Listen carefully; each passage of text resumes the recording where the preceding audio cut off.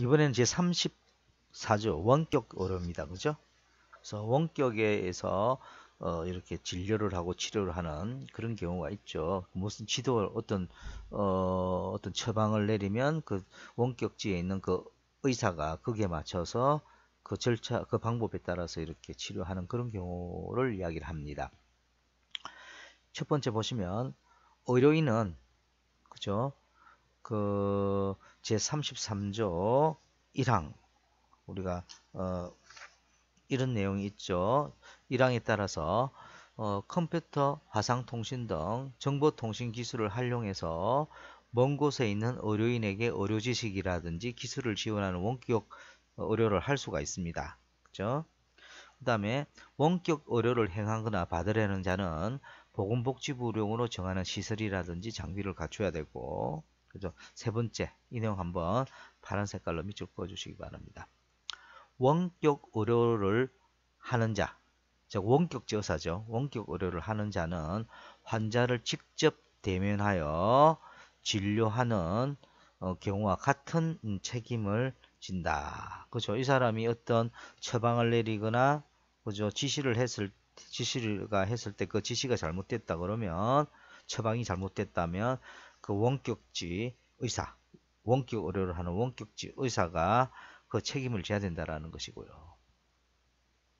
그 다음에 네 번째, 원격지 의사의 원격 의료에 따라서 의료 행위를 한 의료인이 그죠? 의사, 치과 의사 또는 한의사인 경우에는 그 의료 행위에 대해 원격지 의사의 과실을 인정할 만한 명백한 근거가 없으면 이 현지 의사가 책임을 진다. 이렇게 보면 됩니다. 그래서 이 내용을 다시 한번 설명을 해보면 우리가 원격지에 있는 의사가 어떤 정당한 처방이라든지 치료에 대한 방법들을 내렸는데 그 방법을 받아서 어떤 실수가 있을 수가 있죠. 현지 의사가. 그랬을 때는 원격지 의사에게는 책임이 없고 현지 의사에게 그 책임이 있는 것으로 본다라는 것이죠.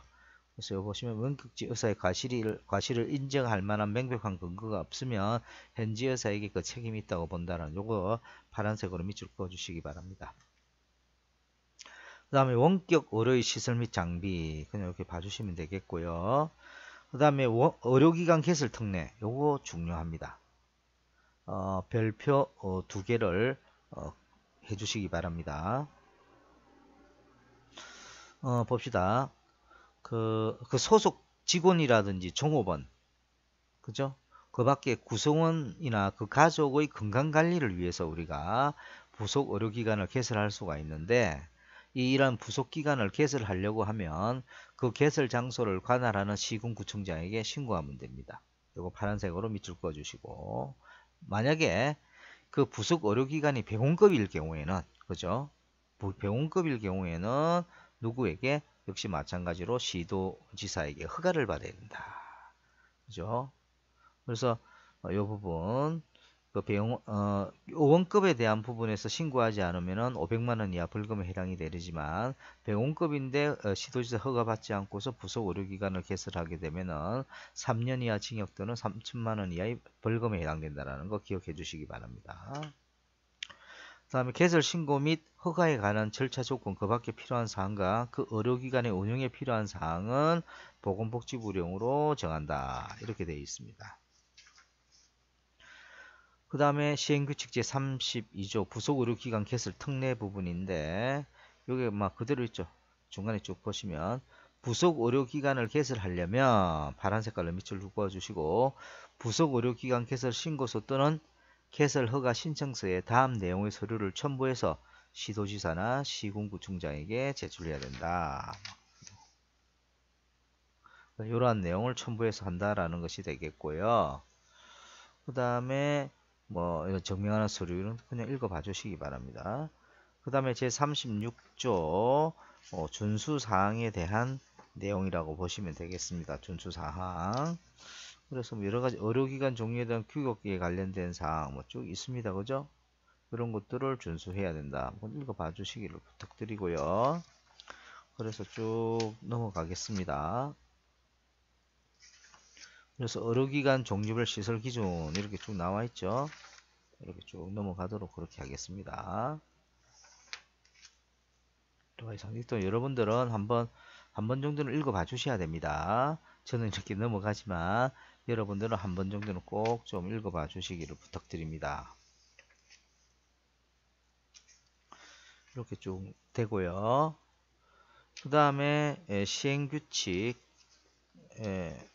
제35조 시행규칙 한번 봅시다. 제35조 의료기관의 안전관리시설, 요거 빨간색으로 밑줄 좀 그어 주시기 바랍니다. 어떤 부분이 안전관리시설로서 필요로 한지 한번 보도록 하겠습니다. 의료기관을 개설하려는 자는 환자, 그죠? 그 다음에 의료관계인, 그 밖에 의료기관 종사자의 안전을 위하여 다음 내용의 시설을 갖춰야 된다. 어떤 시설, 요걸 빨간 글로 써 묶어 주시기 바랍니다. 같이 이거는 좀 한 번씩 언급이 되는 내용이 되다 보니까 여러분 알고 계셔야 됩니다. 여기 보시면 여러 가지 사항들이 쭉 이렇게 나오고 있죠. 그래서 화재나 그 밖에 긴급한 사항에 대처하기 위해 필요한 시설, 방충, 지막기, 그죠? 세균 오염 방지에 관련된 시설, 채광 환기에 관련된 시설, 전기, 가스 등의 위해 방지에 관련된 시설, 방사선 위해 방지에 관련된 시설, 그 밖에 진료 과목별로 안전관리를 위해 필수적으로 갖추어야 되는 시설, 이런 것 시설들이 꼭 필요하다는 겁니다. 꼭 좀 기억해 주시기 바랍니다. 그 다음 의료기관의 운영 기준, 이것도 한번 보도록 하겠습니다. 이것도 한번 파란 색깔로 줄로 한번 꺼 주시고요. 한번 묶어 주시기 바랍니다. 가장 상식적인 어떤 내용인데 한번 보도록 하겠습니다. 입원실의 정원을 초과해서 환자를 입원시키면 안 되겠죠. 그 다음에 입원실은 남녀별로 구별해서 운영해야 됩니다. 입원실이 아닌 장소에 환자를 입원시키지 말아야 되죠. 그 다음 외래진료실에는 진료 중인 환자 이외에 다른 환자를 대기시키지 말아야 합니다. 그죠? 요 네 가지 사항. 이것은 어떤 가장 기본적인 운영 기준이다라고 보시면 되겠고요. 그 다음에 요양병원 운영에 대한 부분인데 요거 빨간색으로 밑줄 한번 그어 주시기 바랍니다. 요양병원 입원 대상은 다음 내용 어느 하나에 해당하는 자로서 주로 요양이 필요한 자가 누군지 이것도 한번 파란색으로 한번 묶어 주시기 바랍니다. 요거. 노인성 질환자, 만성 질환자, 외과적 수술 후 또는 상해 후 회복 기간에 있는 자, 그래서 이런 사람들이 요양이 필요한 사람들이 되겠습니다. 그럼에도 불구하고 여기 보시면 보건복지부 장관이 고시한 감염병에 걸린 같은 법에 해당이 되는, 즉 여기에 해당되는 사람이 누구냐면 감염병 환자, 감염병 의사 환자 또는 병원체 보유자, 그죠? 이러한 사람에 해당되는 감염병 환자 등을 요양병원 입원 대상으로 하지 않는다. 그죠? 이 부분도 파란 색깔로 밑줄 그어 주시기 바랍니다. 요양병원에 입원해서는 안 되는, 반드시 안 되는 사람들이 있죠. 그 사람들이 감염병과 관련된 환자 등은 요양병원에 입원 대상으로 해서는 안 된다. 요 파란 색깔로 밑줄 그어 주시기를 바라고요. 그럼에도 불구하고 정신보건법에 따라서 정신질환자, 그죠?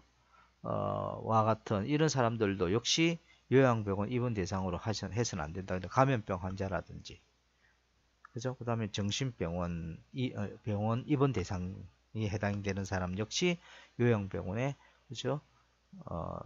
입원해서는 안 된다라는 그런 내용, 역시 파란 색깔로 밑줄 그어주시고, 그 다음에 환자를 요양병원으로 옮긴 경우에는 환자 이송과 동시에 진료기록 사본 등을 그 요양병원에 반드시 송부해야 된다.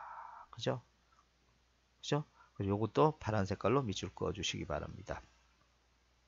그래서 요양병원 개설자는 요양 환자 상태가 악화되는 경우에는 적절한 조치를 할 수 있도록 환자 후송에 대한 다른 의료기관과 협약을 맺거나 자체 시설 및 인력을 확보해야 된다. 요양병원 개설자가 요양병원에 입원한 환자의 안전을 위하여서는 환자의 움직임을 제한하거나 신체를 묶는 경우에 준수해야 하는 사항들은 뭐 다음과 같고요. 다음에 요양병원 개설자는 휴일이나 야간에 입원 환자의 안전 및 적절한 진료 등을 위해서 소속 의료인 및 직원에 대한 비상전략 체계를 구축해야 된다. 여기까지인데 왜 잠깐 이것이 언급이 되느냐면요. 요즘 들어서 이 요양병원에 대한 사고가 많이 발생을 합니다. 그래서 그런 부분들이 계속해서 그 사항들이 업그레이드가 되고 있는, 업데이트가 되고 있는 그런 내용들이 들어가 있죠. 이 부분 한번 꼭 좀 한번 여러분들이 살펴봐 주셨으면 좋겠습니다. 이렇게 해서 셋째 시간까지 내용을 여기까지 하도록 하겠습니다. 여러분들 수고하셨습니다.